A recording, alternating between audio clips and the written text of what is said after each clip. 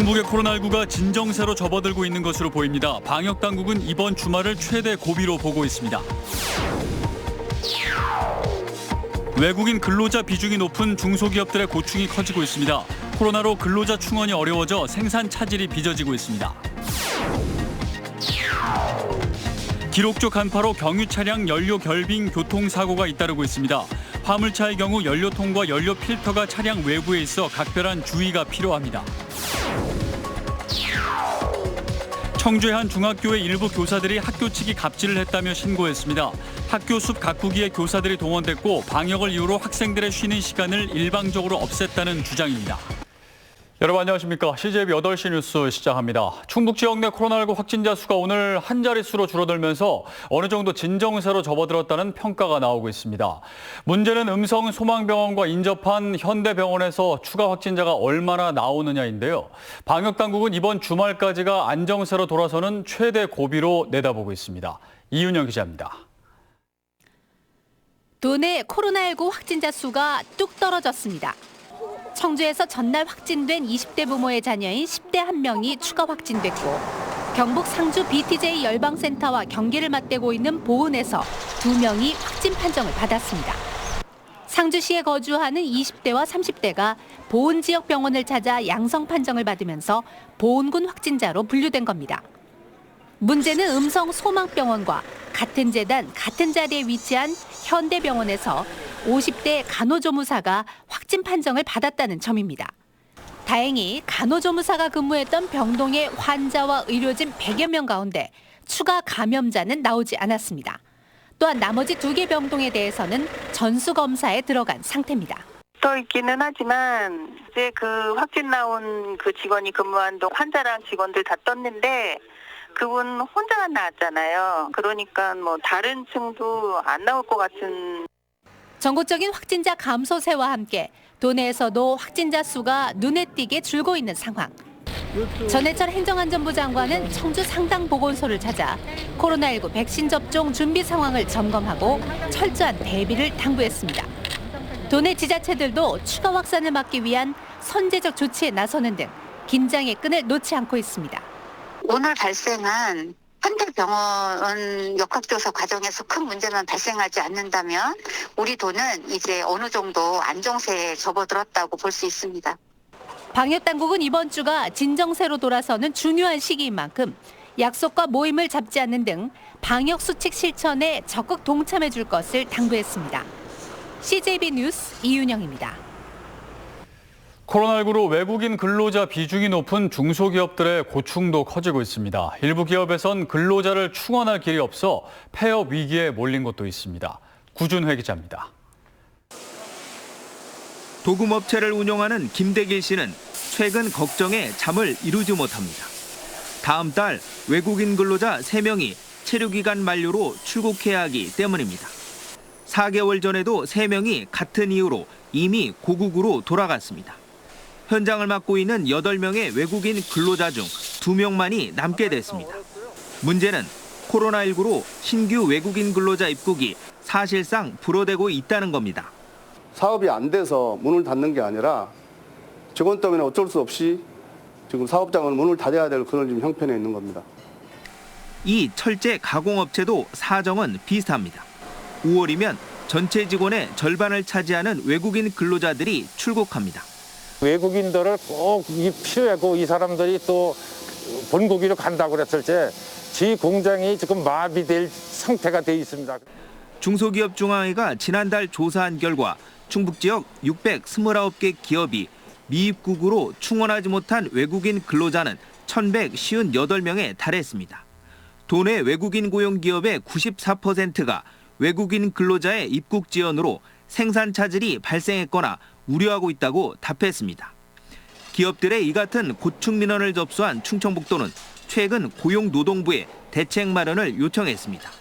기존 근로자의 체류 기간을 1년 연장해 줄 것과 정부가 입국 근로자를 위한 자가격리 시설을 운영해달라고 건의했습니다. 이런 실태양도 설명을 하고 직접적인 그 외국인 담당자 찾아가서 적극적으로 설명해갖고 이거를 좀 반영되도록 한번 최대한 노력을 하겠습니다.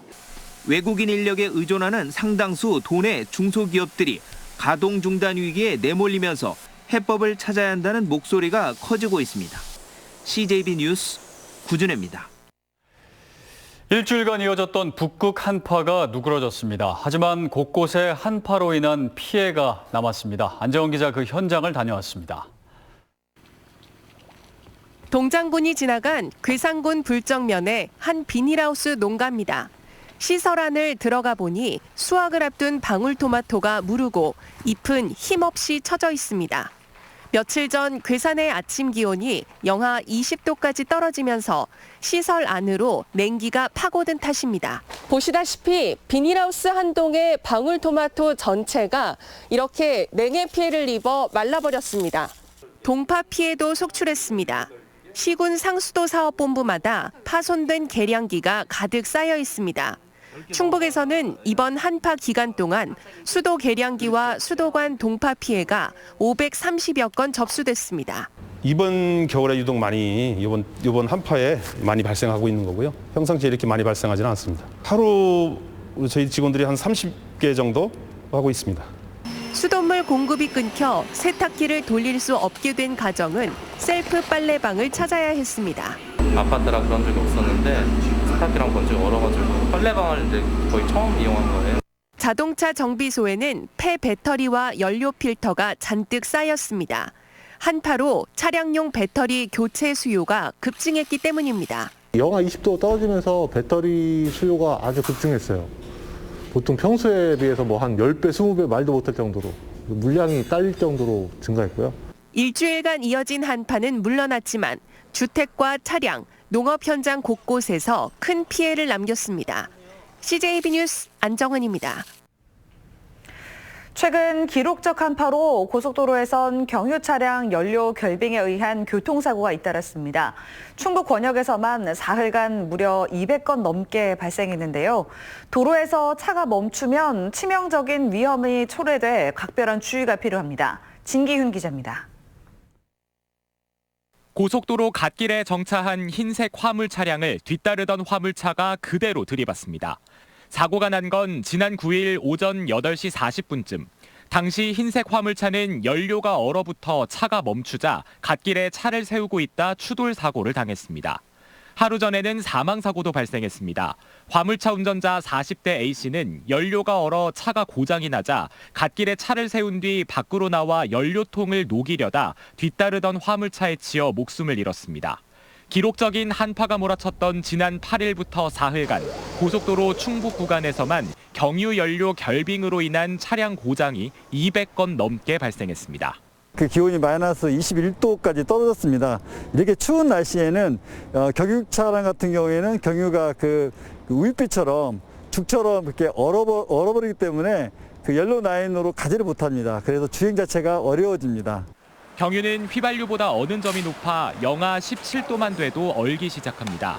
연료가 연료 필터 안에서 얼게 되면 엔진의 연료 공급이 잘 되지 않아 시동 꺼짐 등의 현상이 나타나는 겁니다. 특히 화물차의 경우 연료통과 연료 필터가 차량 외부에 있어서 결빙이 더 쉽게 일어날 수 있습니다. 1년에 한 번 동절기가 오기 전에 한 번씩 교환을 권유를 해드리고 있고요. 저가형 연료를 쓰게 되면은 더군다나 더 이런 현상들이 자주 발생이 되고요. 영하 15도 이하의 한파가 예상되면 동결 방지제를 주입해 연료의 어는 점을 낮추는 것도 사고를 예방하는 방법입니다. CJB 뉴스 진기훈입니다. 청주의 한 중학교 일부 교사들이 학교 측의 일방통행식 학사 운영에 문제를 제기하고 나섰습니다. 학교 숲 가꾸기에 교사들을 동원하고 방역을 이유로 쉬는 시간도 중단했었다는 내용인데 교사들이 갑질 신고를 하기에 이르렀습니다. 김기수 기자입니다. 청주의 한 중학교에서 근무하는 A교사. A교사는 지난해 5월 학교 측이 학교 숲을 가꾼다는 명목으로 모든 교사를 교내 꽃 심기에 투입했다고 말합니다. 학교 숲 가꾸기는 별도의 예산이 배정된 사업이었고 당시 교사들은 원격 수업 준비로 한창 바쁠 때라 부당한 지시로 여겨졌습니다. 오전에 아이들을 위해서 수업을 준비하든지 학습 자료를 뿌려하는데 그런 준비를 못하고 학교 수업을 해야 한다는 것에 대해서 좀 부당하다고 생각을 했었죠. 등교 수업 당시에는 2개 학년 290여 명에게 단 40분의 점심시간이 주어졌습니다. 교사들은 짧은 점심시간 탓에 아이들의 거리 두기가 잘 지켜지지 않아 코로나 감염 우려가 크다며 시간을 늘려달라고 수차례 건의하기도 했습니다. 자리에 앉아서 밥을 먹는 게 굉장히 시간이 짧아서 일단 아이들이 허겁지겁 먹었어야 됐고요. 먹을 수 있는 환경이 만들어졌으면 좋겠다고 생각을 해서 이 시간을 좀 늘려달라고 건의를 했는데 이것 자체를 복사를 당했습니다.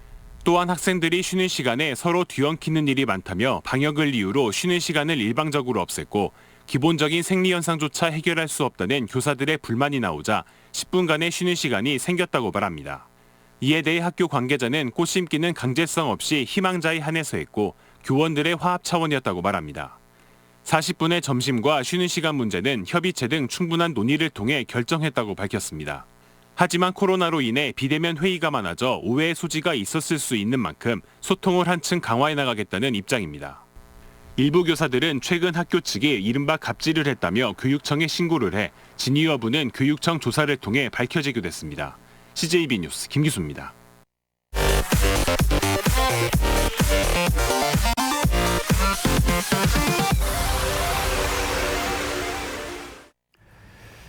청주에서 마스크 착용을 거부한 20대 남성 3명이 경찰에 적발됐습니다. 이들은 지난 9일 새벽 5시쯤 청원구의 한 노상에서 신고를 받고 출동한 경찰의 요구에도 마스크를 쓰지 않아 행정명령 위반으로 지자체에 통보됐습니다.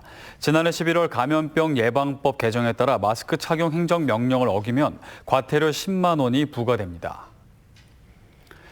괴산군이 코로나19 차단을 위해 내일 괴산 전통시장을 찾는 외지 상인 138명을 대상으로 신속 항원 검사를 선제적으로 실시합니다. 이번 신속 항원 검사에서 양성 판정이 나온 상인들은 정확한 코로나19 감염 여부를 판단하기 위해 유전자 증폭 방식의 PCR 검사를 추가로 실시할 계획입니다. 다음은 저희 CJB의 희망 2021 나눔 캠페인 성금을 보내주신 분들입니다. 청주 가경동 세원 3차 가경골 아파트 입주민 1동 120만 원, 청주 가경동 대원 아파트 입주민 1동, 가경동 덕일 한마음 아파트 입주민 1동이 각각 60만 원의 정성을 모아주셨습니다. 가경동 호반 베르디움 아파트 입주민 1동 50만 원, 가경동 뜰한채 7단지와 8단지 입주민 1동이 각각 40만 원을 기탁했습니다. 가경동 24통 주민 1동 19만 원, 청주 우리신용협동조합 10만 원, 청주 가경동 김정수 씨 5만 원, 가경동 26통 주민 1동 3만 2천 원, 가경동 오연주 씨, 강영순 씨께서 각각 3만 원을 보내주셨습니다. 청주 가경동 유성곤 가정의학과 의원, 가경동 서현약국에서 각각 2만 원을 기탁했습니다. 성금을 보내주신 분들께 감사드립니다. 저희 CJB는 연말연시를 맞아 주변의 어려운 이웃을 돕기 위해 충북사회복지공동모금회와 충북적십자사와 함께 이달 말까지 희망 2021 나눔 캠페인을 진행하고 있습니다. 성금을 보내주실 분들은 CJB를 직접 방문해 주시거나 농협 또는 신한은행 계좌를 이용해 주시면 됩니다. 2021학년도 정시 모집을 마감한 충북 지역 4년제 대학 대부분이 학령 인구 감소 등의 여파로 지난해보다 낮은 경쟁률을 보인 것으로 나타났습니다. 충북대 정시 모집 경쟁률은 4.27대 1로 지난해 5.65대 1보다 낮아진 것을 비롯해 청주대와 서원대, 한국교통대 등 도내 대부분 4년제 대학의 정시 경쟁률이 지난해보다 하락했습니다. 국민의힘 비상대책위원회가 오늘 박덕흠 의원의 탈당으로 공석인 동남 4군 조직위원장에 지역 정치 일선에서 사실상 물러난 인물을 임명해 논란을 낳고 있습니다. 새로 임명된 국민의힘 보은 옥천 영동 괴산 조직위원장은 오용식 전 도의원으로 2010년 괴산군수 선거 출마를 끝으로 10년간 특별한 정치 활동이 없는 상태입니다. 정치권에선 인적 쇄신 취지에 맞지 않는 박덕흠 의원 복당을 위한 포석이 아니냐는 해석이 나오고 있습니다. 충청북도는 현재 안전관리 사각지대에 있는 레저시설을 시설물 안전과 유지관리에 관한 특별법에 적용받도록 제도 개선을 해줄 것을 정부에 건의했다고 밝혔습니다. 충청북도는 지난해 출렁다리와 짚라인 등 도내 28개의 레저시설에 대한 특정 감사를 벌인 결과 안전점검과 정비 소홀 등 30여 건의 문제점을 발견했다며 시설 안전에 관한 근본적인 대책이 필요하다고 지적했습니다. 충청북도와 청주시가 총 사업비 2천여억 원을 들여 오송에 건립하는 충북 청주 전시관이 오는 6월 착공됩니다. 충청북도는 지난해 7월 보상비 지급을 완료한 후 현재 부지 성토 작업이 진행 중이라며 오는 6월쯤 건축 공사를 시작해 2023년 개관할 예정이라고 밝혔습니다. 이상으로 CJ 8시 뉴스를 모두 마칩니다. 시청해주신 여러분 고맙습니다.